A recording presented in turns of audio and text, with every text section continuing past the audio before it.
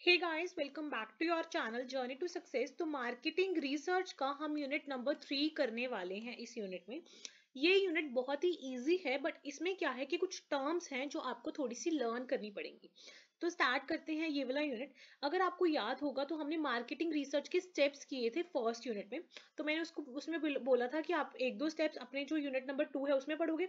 तो अभी बाकी जो स्टेप है data analysis and report preparation, वो हम इस यूनिट में कवर करने वाले हैं। देखो, जब आप डाटा को एनालाइज करोगे ना, उसमें बहुत ज्यादा मल्टीपल स्टेप्स आएंगे। सो जब हम डाटा एनालिसिस करते हैं उसमें क्या क्या आ जाएगा? डाटा की एडिटिंग आ जाएगी, डाटा की कोडिंग आ जाएगी, डाटा की टैबुलेशन आ जाएगी, डाटा की ग्राफिकल प्रेजेंटेशन आ जाएगी और डाटा की क्लियरिंग भी आ जाती है। सो बेसिकली यूजुअली ये चीजें इसी ऑर्डर में होती है। पहले एडिटिंग होगी, फिर कोडिंग होगी, फिर टैबुलेशन होगी, फिर टेबल से ही हम ग्राफिकल प्रेजेंटेशन करेंगे। तो हमारे सिलेबस में अभी टॉपिक है data analysis and report preparation, और जिसमें हमें ये मेन जो डाटा एनालिसिस के चारों पांचों एलिमेंट्स हैं इनको भी ध्यान से पढ़ना है। सबसे पहले जानते हैं कि डाटा एडिटिंग क्या होता है। अगर हम सिंपल लेमन लैंग्वेज में बात करें, डाटा को एडिट करना डाटा एडिटिंग हो गया। So this is the first stage. जब हमने डाटा कलेक्ट कर लिया उसके बाद हम डाटा की क्या करेंगे? एडिटिंग करेंगे। और जो ये एडिटिंग प्रोसेस है ना, ये दो स्टेजेस में हो सकती है। मतलब दो टाइप्स की हो सकती है, या बोलो दो स्टेजेस में हो सकती है। एक तो हो सकती है फील्ड एडिटिंग और एक हो सकती है सेंट्रल एडिटिंग। फील्ड एडिटिंग क्या होता है? This is the type of editing done in the field by the researcher himself. जो रिसर्चर जब इंटरव्यू लेते हुए कई बार कुछ वो तेज तेज बोल रहा है तो छोटे बहुत पॉइंट्स या सिंबल्स नोट कर लेता है ना। तो जब इंटरव्यू ओवर हो जाता है तो अपनी वर्डिंग में उसको एडिट करके लिख देता है ताकि कोई डिस्टर्बेंस ना हो। जैसे फॉर एग्जाम्पल मैं आपका इंटरव्यू ले रही हूँ या आपसे क्वेश्चनर्स वो करवा रही हूँ, तो आप जल्दी जल्दी बोल रहे हो तो मैंने अपने सिंबल्स वगैरह में लिख लिया, तो बाद में मैं वही फील्ड पर चेंज कर रही हूँ कि हाँ मैं कहीं भूल ना जाऊँ। वहीं पर आप चेंजेस करो, दैट इज फील्ड एडिटिंग। समझ आ गया? उसके बाद सेंट्रल एडिटिंग क्या होता है? सेंट्रल एडिटिंग कौन करता है? एक्सपर्ट करता है in the area of grammar languages expert, ताकि before submission to the office आप प्रॉपरली सबको चेक करके उनकी एडिटिंग करके वहां भेज सको। सो एडिटिंग दो टाइप्स की होगी, field editing and central editing. पहला स्टेप क्लियर हुआ। Next is coding. Coding is described as given the number of symbols to the answers in the questionnaire. तो जो आपने आंसर्स दिए हैं क्वेश्चनर में उनको सिंबल्स देना by the way of numbers, या नंबर्स देना या सिंबल्स देना, क्या है? कोडिंग है। कोडिंग इसलिए हम करते हैं ताकि जब हम टैबुलेशन करें तो हमारे लिए इजी हो जाए। कोडिंग सिर्फ रिसर्चर को पता होती है ताकि जब वो डाटा का एनालिसिस करता है वो उसके लिए इजी हो जाए। फॉर एग्जाम्पल आपने एक क्वेश्चन फ्रेम किया था, right the age group of the given choices. तो आपने इनको ऐसे स्पेसिफिकली 1 2 3 4 कोडिंग दे दी ताकि जब आप टैबुलेशन करो इट बिकम्स इजी। अभी टैबुलेशन क्या है? सिंपली टेबल्स में डाल दो। टेबल क्या है? Set of rose and columns. तो जब आप रोज एंड कॉलम्स में डाटा डाल देते हो ताकि उसको आप बाद में प्रेजेंट कर सको, that is data tabulation. So data tabulation क्या है? जब रिसर्चर समराइज करता है data in the form of table ताकि कंपैक्ट टेबल में आपको इजीली पढ़ पाओ, दैट इज टैबुलेशन। और टैबुलेशन में आप कैसे पुट करते हो डाटा को? In the form of rose and columns. वो हो गया हमारा डाटा टैबुलेशन। अब हम टैबुलेशन करते क्यों हैं, इसके क्या क्या एडवांटेजेस हम लिख के आ सकते हैं। एक तो मिनिमम स्पेस लगती है, एनालाइजिंग में इजी हो जाता है। ऑब्वियसली अगर एनालाइज में इजी होगा तो कंपैरिजन में भी इजी होगा। अगर इनकेस कोई एरर है वो एरर इजीली रिमूव हो जाता है। और काफी ज्यादा टेक्निक्स यूज कर सकते हैं जब हम उसको एनालाइज करते हैं और टैबुलेशन फॉर्म में रिप्रेजेंट करते हैं। डाटा टैबुलेशन क्लियर हो गया, डाटा कोडिंग क्लियर हो गया एंड डाटा एडिटिंग क्लियर हो गया। अब हम आते हैं डाटा को रिप्रेजेंट करने में इन द ग्राफिकल प्रेजेंटेशन। आपने बहुत सारी ग्राफिकल प्रेजेंटेशंस देखी होंगी, ogives, histograms, bar, dot plot, pie charts, bar diagrams, frequency horizons, stem and leaf display, मतलब मल्टीपल चीजें। इनसे क्या है, आप इजीली चीजों को एनालाइज कर पाते हो। सो जब आप ग्राफिकल प्रेजेंटेशन करते हो सो आपके लिए क्या क्या चीजें निकालना इजी हो जाता है? मेजरमेंट ऑफ सेंट्रल टेंडेंसी, इसमें क्या आएगा आपको? मीन आ गया, मीडियन आ गया, मोड आ गया। उसके अलावा डिस्पर्जन को मेजरमेंट करना, for example standard deviation, coefficient of variation, ये सब चीजें, रेंज वगैरह। और मेजरमेंट ऑफ शेप्स, शेप में क्या आ गया? स्क्वीनेस कितनी है, कर्टियोसिस कितना है, मतलब ये सब चीजें आप मेजर कर पाते हो। ठीक है, ये स्टडीज कर पाते हो। सो जब आप ग्राफिकल प्रेजेंटेशन करते हो you can easily measure the measures of central tendency, measures of dispersion and measurement of shapes. आप इजिली देख सकते हो कितनी स्क्वीनेस है, ये सब चीजें। क्लियर हो गया? एक ना उसके बाद हमारा टॉपिक आ जाता है डाटा एनालिसिस की टेक्निक्स। हमारे पास बेसिकली मैंने आपको फर्स्ट यूनिट में भी बताई थी डाटा एनालिसिस की टेक्निक्स। उसके अलावा हमारे पास डाटा एनालिसिस की दो टेक्निक्स हैं और उनकी क्या एप्लीकेशन है मार्केटिंग रिसर्च में, हम वो पढ़ने वाले हैं। सबसे पहले हमारी दो टेक्निक्स हैं, यूनिवैरिएट एंड मल्टीवैरिएट एनालिसिस। तो जो हम डाटा एनालिसिस करते हैं वो यूनिवैरिएट भी कर सकते हैं या मल्टीवैरिएट भी कर सकते हैं। अब यूनिवेरिएट नाम से क्लियर हो रहा है, one variable analysed at a time. तो जब आप एक ही वेरिएबल को एक टाइम पे एनालाइज कर रहे हो, that is univariate analysis. Bivariate क्या है, जब आप दो वेरिएबल्स को एनालाइज कर रहे हो at a point of time. Multivariate analysis क्या है, more than two variables are analysed at a point of time. Clear हुआ, यूनिवेरिएट, बाईवेरिएट एंड मल्टीवेरिएट। अब ये चीजें जो मैं आपको बोल रही थी लर्न करने वाली, वो ये हैं। अब ये थोड़ा सा क्रिटिकल पोर्शन है क्योंकि इसमें आपको चीजें लर्न करनी पड़ेंगी। देखो यूनिवेरिएट मतलब आप एक ही वेरिएबल लेके जा रहे हो, पहले तो ये चीज क्लियर कर लो। बेसिकली ना डाटा के चार स्केल्स होते हैं, एक होता है इंटरवल स्केल, या आप बोलो रेशियो स्केल, या एक होता है नॉमिनल स्केल और ऑर्डिनल स्केल। ये चार स्केल्स होते हैं। जब हम यूनिवेरिएट एनालिसिस करते हैं ना, उसमें दो तरह के टेस्ट होते हैं, एक होता है नॉन पैरामीट्रिक टेस्ट और एक होता है पैरामेट्रिक टेस्ट। समझ आया? जो पैरामेट्रिक टेस्ट है दैट इज मैट्रिक डाटा का होता है, और जो नॉन पैरामेट्रिक है वो नॉन मैट्रिक डाटा का होता है। क्लियर हो गया? तो इन दोनों टेक्निक्स में जो मैट्रिक वाले हैं वो आगे पैरामेट्रिक टेस्ट का पार्ट, ठीक है, इसमें हम जो मेयर करते हैं वो इंटरवल स्केल और रेशियो स्केल में करते हैं। और ऑन द अदर हैंड जो ये नॉन पैरामेट्रिक टेस्ट है ये होते हैं नॉन मैट्रिक डाटा का। नॉन मैट्रिक डाटा वो वाला डाटा जिसको हम नॉमिनल स्केल या फिर ऑर्डिनल स्केल पे मेयर कर सकते हैं। आपको जो ये वाला फ्लो ऑफ चार्ट है इसको लर्न करके जाना है। देखो जो ये डिपेंडेंट और पेयर्ड टी टेस्ट है ना, ये यहाँ पे आएगा, ठीक है। अब देखो इजी लैंग्वेज में हम लर्न करते हैं इसको। सबसे पहले आगे यूनिवेरिएट टेक्निक, मतलब आप एक ही वेरिएबल एक ही टाइम पे लेके चल रहे हो। इसमें दो तरह के टेस्ट आगे, पैरामेट्रिक और नॉन पैरामेट्रिक। जो पैरामेट्रिक है इसमें वन सैंपल आ गया और टू और मोर सैंपल्स आ गए। सैंपल की बात हो रही है, वेरिएबल तो यहाँ पे भी एक ही है। और जो नॉन पैरामेट्रिक आ गए, इसमें भी दो आ गए, वन सैंपल और टू और मोर सैंपल्स, ठीक है। फर्दर जो टू और मोर सैंपल्स हैं उसमें भी चॉइसेस हो सकती हैं कि जो आपके सैंपल्स हैं वो आपस में इंडिपेंडेंट है या डिपेंडेंट है, इंडिपेंडेंट है या डिपेंडेंट है। अब जो पैरामेट्रिक का वन सैंपल वाला है उसमें आपके पास आ गया टी टेस्ट और जेड टेस्ट, टी टेस्ट और जेड टेस्ट। और जो पैरामेट्रिक का टू और मोर वेरिएबल्स वाला आ गया उसमें दो हैं हमारे पास, डिपेंडेंट और नॉन डिपेंडेंट। जो डिपेंडेंट और इंडिपेंडेंट, ठीक है। जो डिपेंडेंट वाला है उसमें हमने यहाँ पे जेड और टी टेस्ट किया था ना, यहाँ पे आ गया पेयर्ड टी टेस्ट। ये यहाँ पे आना यहाँ पे चाहिए बट ये डिस्प्ले में इधर आ रहा है, तो यहाँ पे आना चाहिए। डिपेंडेंट के अंदर आ गया पेयर्ड टी टेस्ट, और जो इंडिपेंडेंट है उसमें आएगा टी टेस्ट, जेड टेस्ट और अनोवा टेस्ट, ठीक है। आई होप आपको पैरामेट्रिक टेस्ट क्लियर हुआ होगा, वरना आप इसको वीडियो को पॉज करके इसका स्क्रीनशॉट लेके इसको लर्न कर लो, ठीक है। एक बार मैं दोबारा बता देती हूँ आपको। पैरामेट्रिक टेस्ट के अंदर वन सैंपल में आपका टी टेस्ट और जेड टेस्ट आएगा। टू और मोर सैंपल में दो हेडिंग्स बनेंगी, डिपेंडेंट और इंडिपेंडेंट की। जो इंडिपेंडेंट वाला है उसके अंदर आएगा टी टेस्ट और जेड टेस्ट और अनोवा, और जो डिपेंडेंट वाला है उसमें आएगा पेयर्ड टी टेस्ट। इतना क्लियर हुआ? अब ये जो पैरामेट्रिक वाला है इसको भूल जाओ, इसको छोड़ दो। अब हमारे पास आ गया नॉन पैरामेट्रिक। नॉन पैरामेट्रिक में हमारे पास वन और मोर सैंपल वाला है।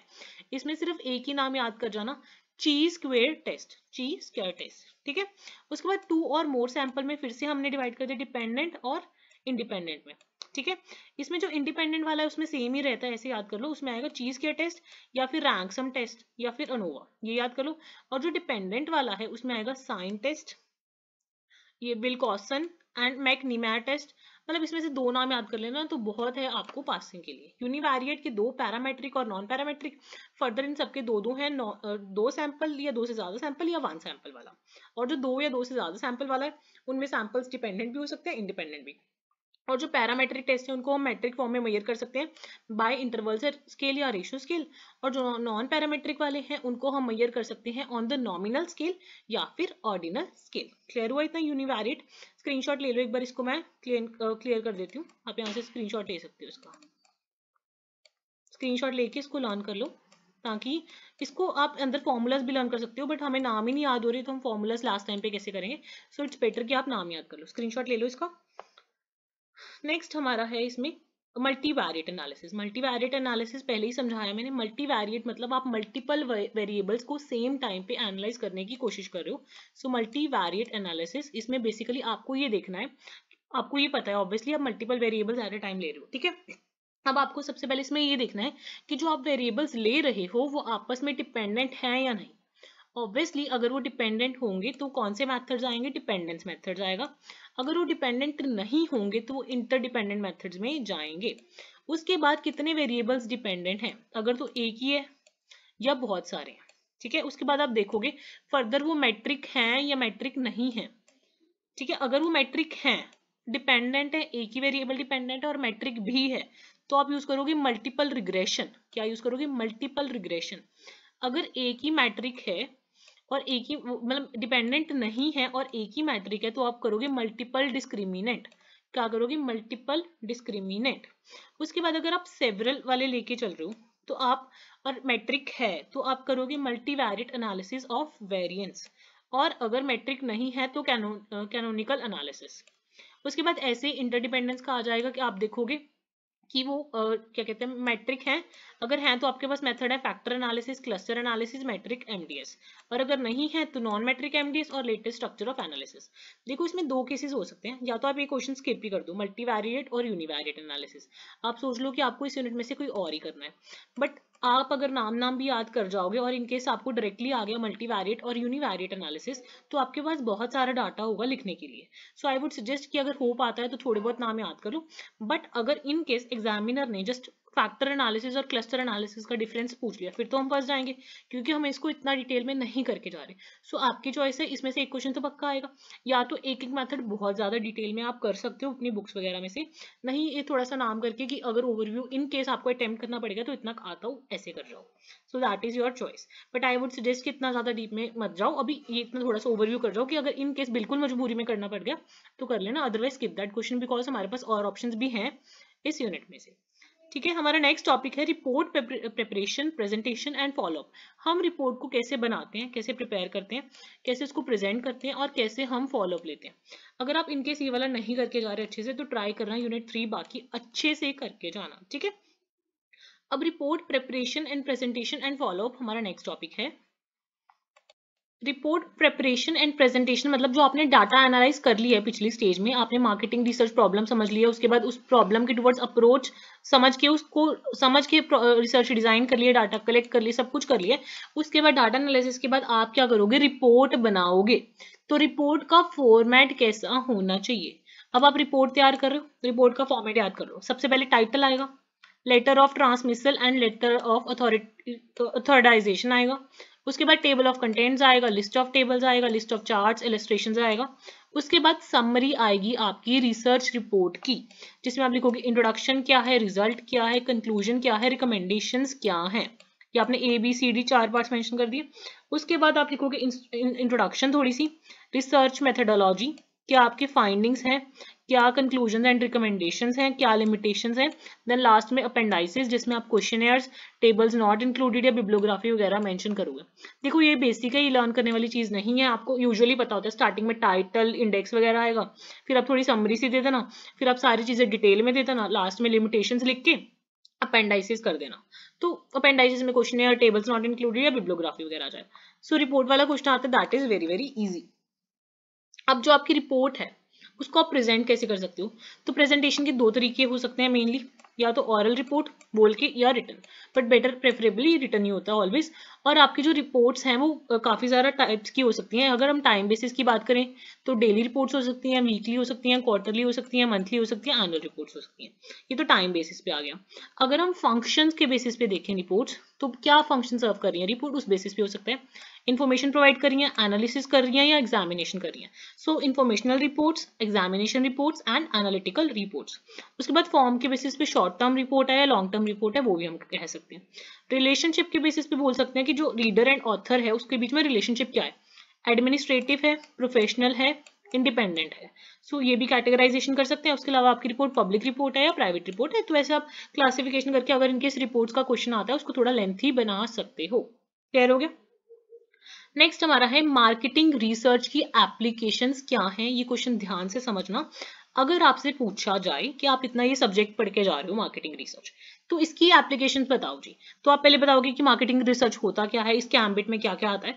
अब इसकी एप्लीकेशंस क्या है? हम मार्केटिंग रिसर्च करते हैं ताकि हम ये सारी रिसर्चेस कर सकें इनडायरेक्टली। मार्केट रिसर्च की सब सेगमेंट्स हैं जो हम ये पढ़ रहे हैं। तो हमारे सिलेबस में है consumer research, behaviour research, motivational research, product research, advertising research, marketing research, sales forecasting research, sales analysis research. तो ये 7 के 7 पॉइंट हमारी एप्लीकेशन है मार्केटिंग रिसर्च की।